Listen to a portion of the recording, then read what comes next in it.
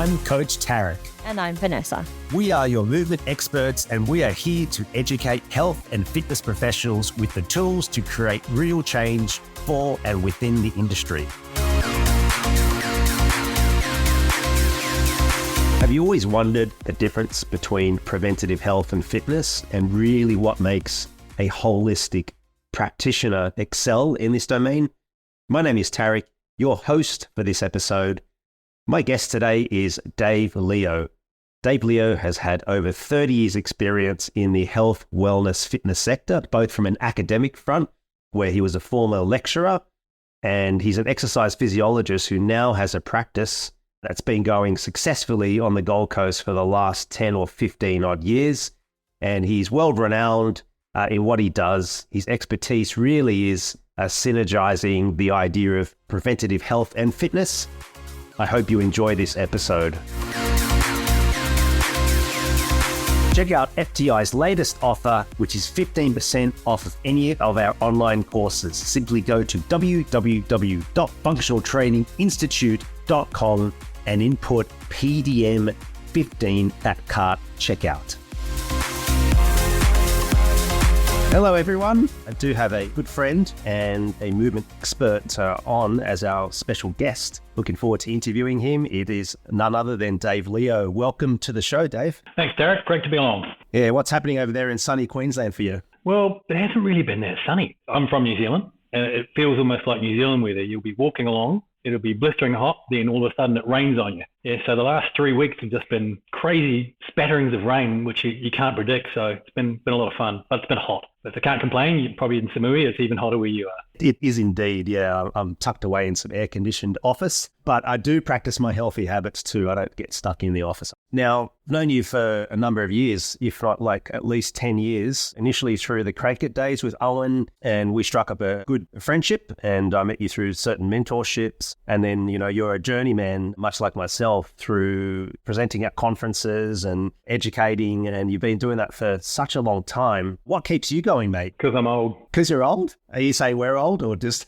No, I'm not saying that about you, mate. Yeah, it's funny. You're one of those guys I tend to see overseas more than I see anywhere else. And there's a number of guys who, I guess, are in our kind of fields where we tend to see each other more in conferences overseas than in our own countries, which is kind of weird. It's always great catching up with you and a lot of those other guys whenever we're traveling. For me, funny enough, I was just reading Angela Duckworth's book, Grit. And, you know, her whole thing is passion and perseverance. And I guess I'm at that stage where I've always been passionate about this, but the perseverance side is, yeah, if you stay in this business, you're either going to be consistently rubbish or you're going to get really good. For me, I guess I've been lucky enough to have people giving me lots of feedback along the way to improve what I do. And for me, I love that idea of getting, well, my centre in the Sunshine Coast is called Kaizen, which is that concept of being, you know, that small continuous improvement. And that's something that I've always strived for. And certainly in the way I practice and the way I do almost anything. It's a wonderful value in life, Kaizen. Yeah, I kind of submit to that value too. And talking about what you do in particular, I know that you've evolved, which is important. You alluded to that rather than staying stagnant, keeping relevant for yourself and others. For the audience, listeners who don't know much about you, do you want to just sort of give a little bit of a definition of what you do and how you do it as well? So my education side is called Holistic Movement Coach, and the platform that I use to spread my education wings. So we have mentor a bunch of health professionals, varying different types of health professionals. The approach that we use, which is a holistic approach, but it has the word movement in there, which kind of gives you an idea of my background. So I have a postgraduate degree in physical education. I was a researcher. I was a lecturer. I actually got my first lecturing job at the age of 22. And shortly after that got tenure. So I could have stayed lecturing for the rest of my life in academia. But I love people and I love bouncing off people. And I was just finding sitting, crunching numbers and designing randomized controlled trials really wasn't floating my boat. So I enjoyed the teaching side, very much so, but I never lost my passion for working with people and applying the stuff. And, you know, it's funny, my wife, who's also in the industry, one kind of principle we always have is we never want to be those people that teach but don't do. So I like to field test everything I do. And that's where it's fabulous to have a centre. I have a centre in the Sunshine Coast in Queensland, where the principles that we use in this program, we put into practice. And I know they work because I guess I've been doing this for over 30 years now, but I have a whole team of people who put this into practice too. And they tell me about what has and hasn't worked for them. So I get a lot of great feedback and hundreds of clinical hours of bouncing back and forth to kind of really glean that process that we use. But coming from that research side, I was also a sports trainer. So my dream was to train top-level athletes. And I guess I achieved that in New Zealand, which they have what was called the Academy of Sport, which is their high-performance program, which for those of you who are in Australia, that's the equivalent to AIS, high-performance sports program. I pretty much did the whole of the central North Island, from everyone from Olympic weightlifters through to equestrian athletes to Paralympians. I did basketball and hockey for some Olympic games and some world-class athletes, a whole bunch of those. And I did that for a number of years till I had kids and realized, holy shit, I'm working way too hard here and sustainable with having a family. So once I kind of achieved that dream, I realized that wasn't the right dream anymore. And I also realized along that journey too, that, I love the biomechanics side and the anatomy side. I dig that, I'm still a geek at heart. But what I realized on that journey was that wasn't the stuff that was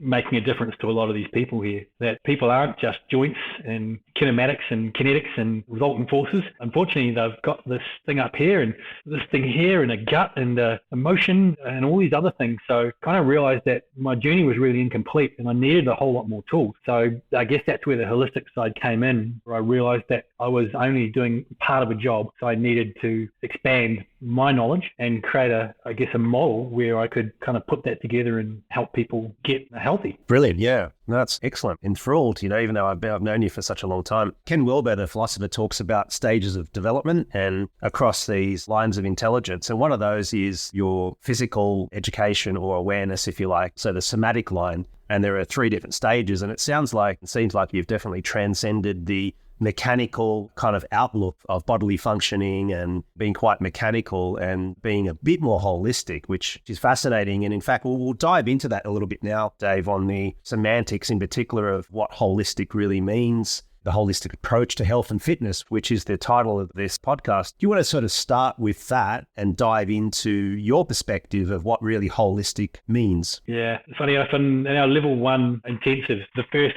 slide that I put in there is the story of the blind man and the elephant. I don't know if you've heard that parable, and I'll go through it, and I'll give you my version of it anyway. Yeah, go and share it. So the story goes that there was a king, and he had an elephant in a room, and he brought a group of blind men, and he sent them into the room, and he said, if you can tell me what this thing in the room is, I will give you the keys to the kingdom. So the blind men go into the room, and one of them is grabbing the leg, and he goes, got it. So he comes out. The other guy's there sitting there, and he's playing with the ear. He's going, wow. And the other guy's playing with the trunk. The other guy's playing with it's one of those elephants with the big tusks, so he's playing with that. Another guy's playing with the tail, and they all come out. And the first one goes, wow, it's a tree. It's a tree. It's a big tree there, which is there. Next one he's playing with the air goes, it's some sort of fan. That's what I'm seeing. The next one says, it's hard like a spear. And that one gives it something fluffy, and it's like a rope. And they're wildly wrong. The king laughs, thinking that's pretty funny, which obviously they weren't very PC back in those days. So he sends them back into the room again. He says, I'll give you one more try. But this time they go in and they talk to each other. And,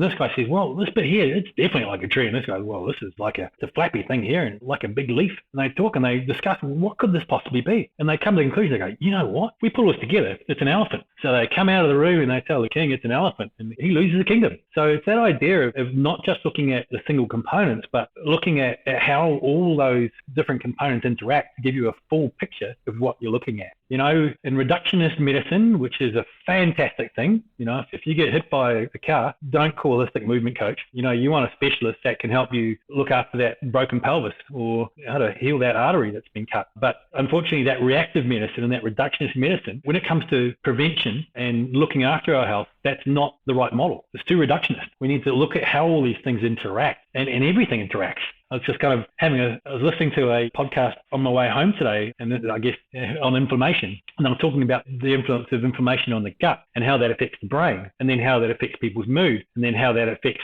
their energies. and everything affects everything. So unless you can have a look and get an idea of how those systems are all interacting and getting an idea of that full picture of your person, I really don't think, you're looking at a small part of the elephant. You're not looking at the elephant. And I wish people were just joints and levers, because probably what my ground was, my initial grounding is, and that if I had to say what I'm best at, that's it. But I soon realized that just wasn't enough to work with real people, with real lives. And so that holistic model, and what we use in holistic movement coaches, we try and look at all the different systems and then look to prioritize what systems need, what we can work with to make that person healthier and happier and move better as well. I think all those things are useful. And so what would constitute, in your eyes, a real holistic approach? So you've alluded to the physicalism component, which is kind of necessary, and sometimes we need to be compartmentalist and focus on one joint or area. So from your perspective, what's the essence or the essences of, being holistic? Yeah, and that's a great question, Derek. And there's many ways into the kingdom when it comes down to it. There's so many different ways of looking at problems. But what I always think is the most important thing in our model is the person in the middle. And whatever is most important to them, that's what's most important to me. So, and that comes down to their beliefs, their values, all the things that make people people. So I'm just kind of thinking of a client this morning, and I've worked with her for a little while, but she has some pretty intense work gigs where she has to go away and actually work her butt off for a few weeks and come back and land back into a normal life. And she wanted to come in, she came and saw me this morning, and she wanted to do some exercise. She said, I haven't been doing exercise the last week. I've been running around doing all this stuff, and her knees were killing her. Thinking, well, hang on, you already sore and inflamed. Now you want to add some more stress on top of that. I'm thinking, well, that's not going to work out. But she wanted to move. So we did some movement stuff, which made her knees feel a little bit better. But we started talking about inflammation and her inflammatory load and what's going on with her lifestyle. And she kind of started saying, you know what, I haven't been sleeping well at all. That the last 2 weeks when I've been traveling, I hadn't been sleeping well at all. And I'm just getting more and more tired and more sore. And we had a bit of a chat about that. And then she started talking about her eating, along with that too, how she'd been eating while she'd been away, but also about wanting to move more. So what ended up supposed to be a movement session ended up her committing to going away, and it was her that made the idea. And I guess we'll talk about coaching later on because it's her health and it's her journey. But she ended up committing to doing 3 30-minute walks at 5:45 in the morning, 3 days a week. She is working on doing that in the morning so she can get some real sunlight in her eyes and try and get that circadian rhythm back on track. And she's taking a day off to spend with her grandkids so she can take some of the stress out of that bucket and actually get some joy in her life rather than just focusing on work. So that idea of what does holistic mean? It means different things to different people. And what I'd always say is take it back to that person. What does that person need? What does that person want? And what's meaningful? And that's a word we use a lot in our program. What's meaningful to them? Because what's meaningful to them has the most meaning. I'm hearing the elements of the self-determination theory, the autonomy mixed with the degree of mastery. And we can dive into that certainly around the coaching communication and art of, probably a little bit later on if that need be. And so that's why we're a holistic movement coach, not a holistic movement trainer. Yeah, and that's an important caveat, and perhaps again a little bit of that important semantic element as well. Going back to the health side of it, and from your perspective again, and given your rich tapestry of academic and also practical experience, what would you say are the 3 to 5 kind of pillars of health, maybe in a hierarchy order, or are they all interconnected? Yeah, your thoughts on that. Yeah, look, there's a few. Paul Chek was the guy who kind of introduced me to this whole idea of being holistic. And, I came through some pretty heavy academic stuff. And one thing that I think university was really bad for me, and I'm not saying it's like that for everyone, as I came in there thinking I knew a lot. And then when I started kind of going out there and then seeing some people there, and, I was lucky enough to go and see, I guess, some of the greats at that time, I started realizing, holy crap, I don't know anything. And Paul was just starting on that holistic journey. Right at the very start, this is back in the early 90s, I'd say. He was coming up with this daily readiness stuff and this happy and sad stuff and his holistic lifestyle coaching stuff. And I remember seeing that thinking, wow, what a crazy way to think. And that really changed my world. So adding in that approach has been an absolute game changer for me, and seeing the difference that made to people and to me thinking that way was just incredible. So what was the question again? I just went on a wee journey there for myself. Yeah, well, no, it was great you mentioned it. I remember the How to Eat, Move and Be Healthy was just a revolutionary book when I got my hands on that. The actual spokes he talks about, right? Your spokes and your version of them. That was it. The pillars. That was why I went there. The 4 doctors that Paul put out just after that was revelationary to me. And it really was, the game changer. That's where the Paul Chek story came from. So he does his doctor diet. He does his doctor quiet. There's a doctor movement, and also just that doctor happiness. So having those 4 pillars, I think, is great. I really like that idea. We need to move is really important. Obviously, what we eat has a massive influence on that. That quiet and that sleep and regeneration side is the really important part there as well. And the mind, emotions are incredibly strong. And I've been lucky and unlucky enough to see some people in some real emotional stress, and seeing the effect that has on all those other systems is wild. It can overrun any system you have. It can shut down the musculoskeletal system. It can destroy a gut. It can turn a mountain of a man into a helpless victim. So certainly that mental side is really important too. Yeah, what are some of the hacks? There are so many out there, right, Dave? What would be some of those that the listeners can even go, yep, this sounds good, and really dive into kind of mitigate, the stress, levels of stress in their lives?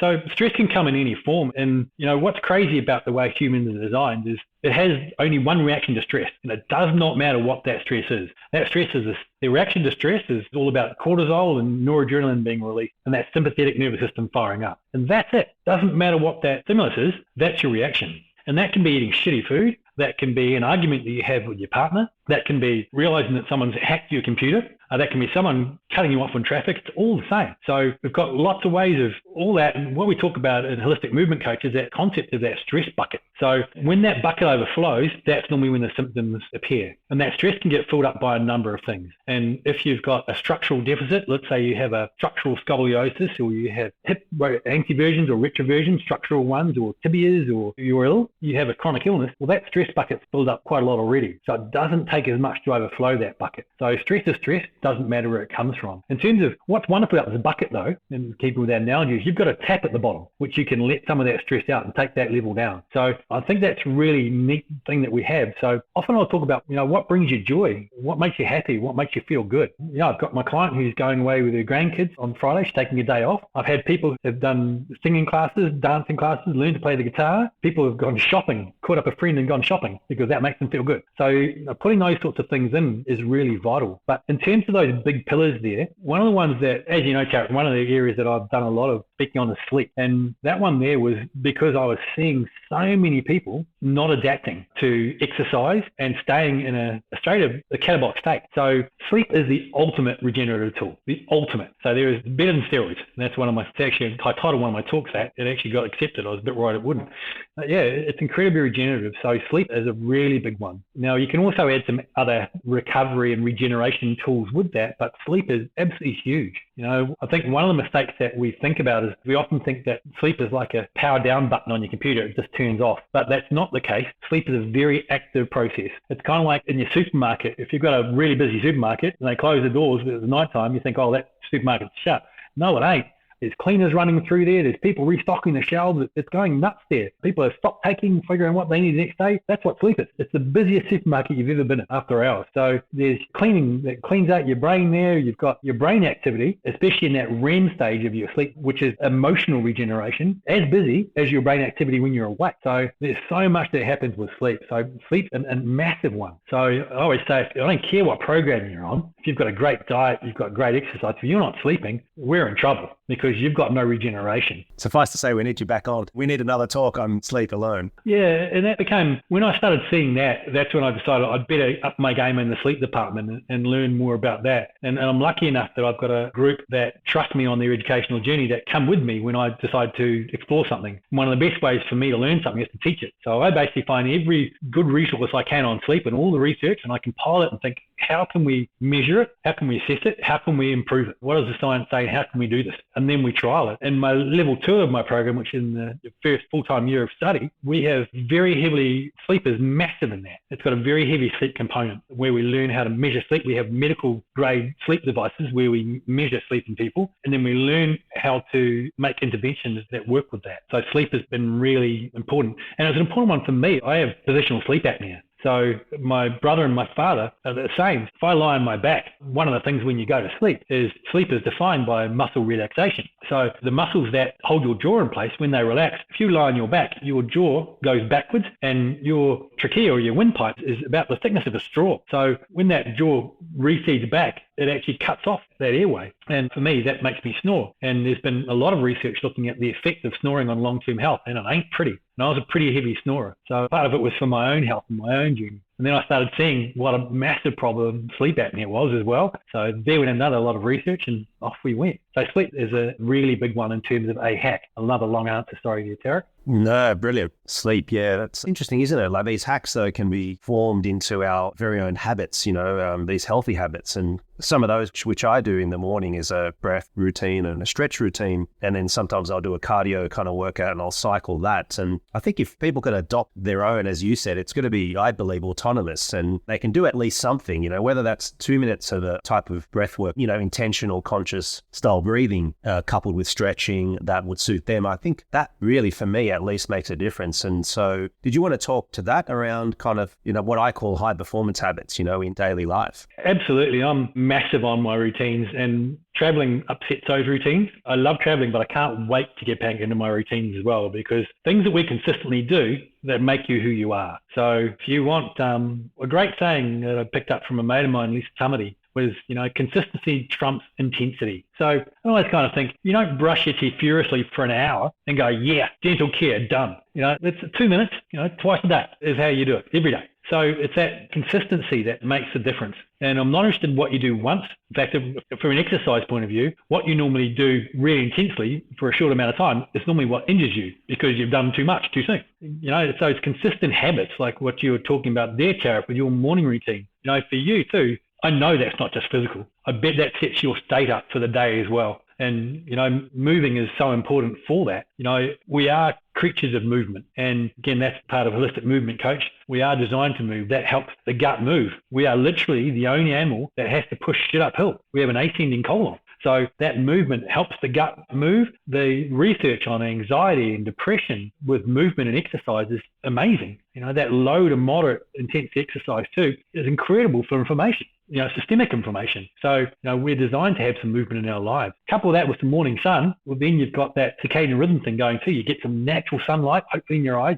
That's perfect. What a great way to start the day. Exactly. And one thing I've come to kind of listen to other podcasts and folk like Huberman and others that, and I've been doing this kind of knowing intuitively that it is healthy to do so, is not have a coffee or a caffeine hit right in the morning, but get my cortisol hit and go out. And, I'm grateful for where I am because I can sit out, get the fresh air in the morning and do my breath work, but also really open the eyelids to actually absorb that natural light. And I won't have a coffee, for example, for, the first 2 hours, or look at my phone kind of consistently enough for at least the first hour. So again, I'm not kind of trying to be lofty about this. It took me quite a while to kind of maybe incorporate those into my daily life. And I just think, like you said earlier, that I travel like you a lot. And in particular, one thing I did find when there were lockdowns and having my routines were just here. And so going abroad and teaching the impact of people is great, but it does throw me out, and it seems to you as well. So that those of you who travel a lot, whether you're in our field or others, is to really think about those habits whilst you're traveling. And I, like you, actually miss them. When I come back, I'm like, oh man, I can't wait to get back into it. I get excited. So I think it's important. You alluded to this earlier too, is about passion and purpose, and not letting them become mundane routines, but knowing that these are very important, whether it's 5 minutes or whether it's half an hour, an hour, irrespective, isn't it?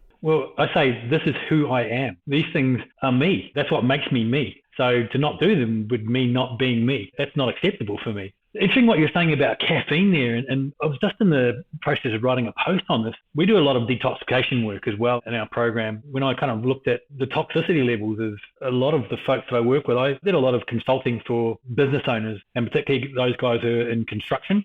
And I started looking at some of the toxic loads that these guys were under. And I'm thinking, oh my Lord, these guys would be working to workshops and be getting massive migraines straight away from the toxic stuff in the air there. And that really woke me up to, holy cow, how can I help these guys from a toxicity point of view? And so I ended up putting together, which I believe is probably it was very highly researched. I won't say the best because there's always a bigger dog out there than you. It was the best I could do with a lot of time. And one of the first steps in that detox program is to actually take coffee out. And I've just had 25 people finish the detox this weekend. And the amount of feedback I got was about the effects of caffeine on them was amazing. You talked about that cortisol response from coffee. So when you have caffeine, it gives you a cortisol hit. But if you're waking up in the morning, your body should naturally give you a cortisol hit. That's what your body's designed to do.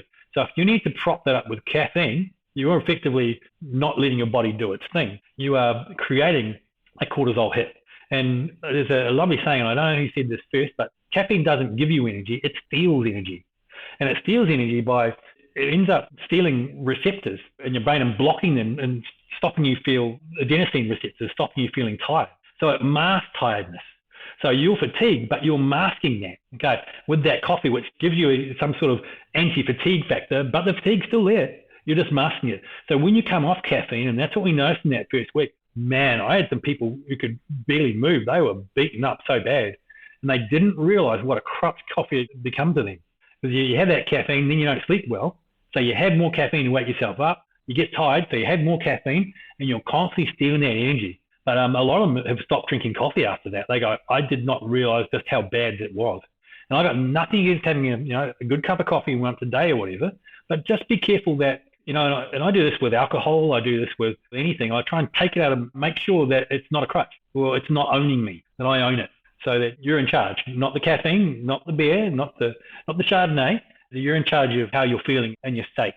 Yeah, it's going back to that sort of stimulus and that sort of clutching toward it, and it's goes back to that stimulus and response. And as Viktor Frankl said, it's that freedom to choose, so rather than always being reactive, rather than responding, there's always that middle ground. And I think something like that stimulus, like caffeine or whatever it may be, to get that hit, I have to challenge myself to go, well, first thing in the morning, that's not what I need. It's not what I want. And that doesn't set my day. So I think it's important that you said earlier is really set an intention, really be intentional about those habits you're performing and be consistent. I think that consistency advice is just terrific rather than the intensity. I think, put it up on the whiteboard or wherever, because it's so true. I had John Brookfield on the podcast, so that's another great one to listen to, folks. And he's all about work capacity without kind of injuring yourself. And I think that's a very good notion. He's been around as a strong man and created the battling rope system, and now he's into this sort of breath work himself, and he's finding it's again, he's evolving as an individual. But one of those things he did mention was work capacity when it comes to training, let's say, and stick to one thing. So if that's a kettlebell swing, or if it is a cardio equipment or battling rope itself, don't push yourself to that element of intensity, and potentially injure yourself. So I think there's some wisdom in that, Dave, as well. It's interesting, isn't it? Because this is sort of, if I was probably 20, 30 years younger, looking at this kind of conversation now, I'd kind of go, what are these guys talking about? And, I think the longer you stay in this business, you start realizing that flogging people is just not what people need. Yeah. And often the people that kind of come on my programs, and I think a lot of people you talk to as well, who've been in the game for a long time, you start realizing that high intensity training, there's a time and a place for it, absolutely. But you've got to get people in the right place for it. You got to get them, you got to prepare them to be in the right place to take load. There's that regeneration part. And, I often say you've got to earn the right to train hard, earn the right. If you haven't earned the right by getting yourself in the right place, you're just going to end up spending dollars that you don't have and going broke from a health point of view. Yeah, so you touched on the mindset of our younger self, let's say your younger self, and the idea of flogging and beating yourself up, for example, and thinking that's good. So that means that obviously you've evolved as a coach over the years, and this segues into as a person as mostly, right? And a coach to me, is one of the same. This sort of segues into the coaching element and the importance of coaching communication to really impact change for, let's say, your clients and those who come to your clinic. So maybe a little word or two on the importance of the art of coaching and really how that gets, oneself, but also the clients or athletes or patients, getting onto their own journey with autonomy. How important is that? Absolutely vital. Almost no one likes being told what to do. And there's a saying from, I think might have been David Rock, who was one of the first kind of guys I kind of got into coaching with. He says, ideas are like children. Everyone loves their own. And, if I'm telling you to do something, well, I'm telling you something. I'm telling you what to do. If you come up with it, well, it's yours. And, it's a great idea. So, certainly, I'm not saying, I think this is where it gets a little tricky, where, when people say, well, what should I do? And he goes, well, what do you want to do? That's not the idea, because we're also paid to have some expertise. So if we can kind of give people a framework of some of the things that could be helpful, then decide what's going to work for them, often that works beautifully. So I'm just thinking back to my client this morning. When she was talking to me, she said, well, what should I do? And I said, okay, well, there's a number of things. And what we have, and Rodney Corn, who had an excellent podcast that you guys had on a couple of episodes ago, he has a check-in system, and it's one that we often use. We have a check-in system that we use at my centre in Kaizen. And when people come in, and we'll do this ideally weekly, is they rate where they're at out of 10. And normally I ask them, okay, out of the last week, how would you rate your sleep out of 10? 10 being perfect, 0 being awful. So they'll give themselves a mark out of 10. Then I'll talk about their nutrition. What would your nutrition be? Your hydration. Talk about their body. How's their body feel? 10 being body feels great, 0 body is extremely sore. I'll talk about their energy levels. How does your energy levels feel on a scale of 1 to 10? And we also talk about stress as well. Now, stress is one we flip around the other way. So 10 out of 10 is great stress, 0 is awful. So we end up with a mark there. And what I often ask people is, okay, looking at that list there and looking at your total, how do you think you should work today? And we have an intensity there, and they go, oh, okay. And I have some people who love to work out hard, and they go through that exercise and they go, I'd love to say that I want to work out 10 out of 10, but now I look at that, I think 6 out of 10 would be a better intensity for me today. So giving people the tools to understand how hard they should be working and looking after themselves is useful, but also we capture that. And if I'm seeing sleep come up at 3 out of 10 every week, or nutrition coming out at 3 out of 10, then there's a conversation that we can start having there. And they can start self-assessing themselves going, you know what? You're right, that has been there for the last 3 or 4 weeks. Yeah, that one hasn't been moving, okay? And then we can start thinking, well, what's going on there? And look into that a lot more. So often having the tools and having the conversations is the way to go, and exploring what those options are. And I love giving people options. We talk about no wiggle room. So my woman who's doing her 3 sessions there, she's doing them Monday, Wednesday, Friday at 5:45 a.m. That is her time. So it's not a morning or sometime. So here it is. So she ticket. It's either there or it's not. And there's some great research out there showing the more precise that you can get those actions, the better the results will be. So I don't tell her, no,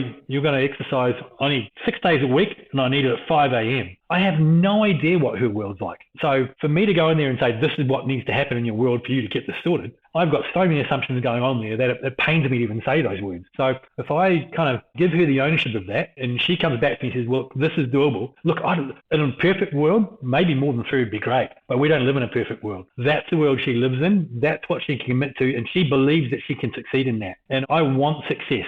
So, that's the process that I kind of tend to go through. Yeah, that's wonderful. It's a tremendous process because it gives them even data as well. Like they can actually then see through the scaling that, hey, in the end, actually, you're almost like going, well, this is what you've selected, right? So it's actually on them. And then they become more open. And I think that's a huge part of the coaching journey with a client is more openness and trust. And I think, as you said there with your female client, is that to earn the trust there is to build that connection and actually sync with their preferences. And I think that's pretty profound, Dave. So thank you for sharing that. I'm sure that the listeners have just garnered so much wisdom from this conversation, and we'll most definitely, I'm being assumptive here, we'll have you back on for future episodes focusing on potentially sleep and other things. There's so much that wisdom and information that is necessary and vital, Dave, for the everyday person, let alone the fitness professional. One question I did want to ask you before we wrap things up is, what advice would you give the fitness professional, health professional, if you will, the preventative health professional? What advice would you give them starting out in the game? It's a great question. One of the things that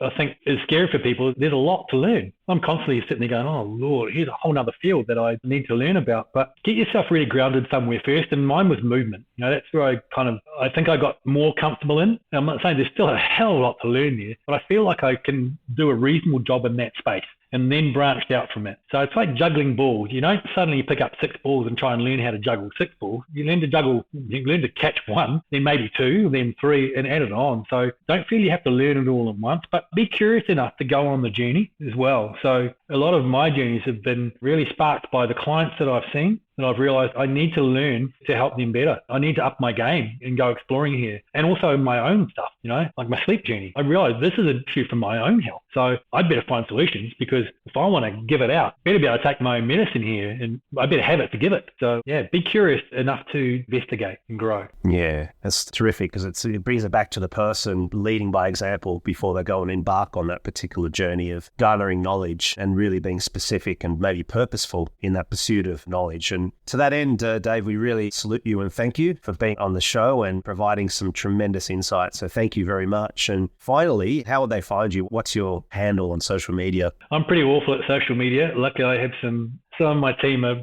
much better at putting stuff than I am.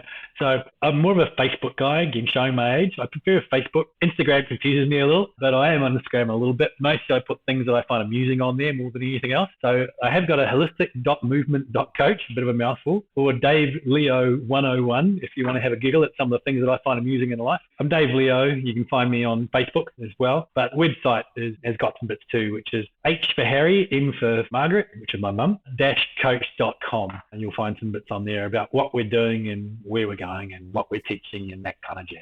Terrific. We'll add all of those into the show notes and any other useful links as well that we'll add, so you folk can maybe follow Dave and be more curious as to kind of diving into his key areas of expertise. So once again, Dave, we appreciate you being on the show. Great to catch up. Thanks, Derek. Thank you for being a part of our podcast community. We work hard to create content that we hope you enjoy and find valuable. If you haven't already, we would be honoured if you would consider subscribing and following us on your favourite platform. That way you'll never miss an episode and you'll always be the first to know when new episodes are released. We truly appreciate your support and we can't wait to continue to grow and connect with you through our podcast.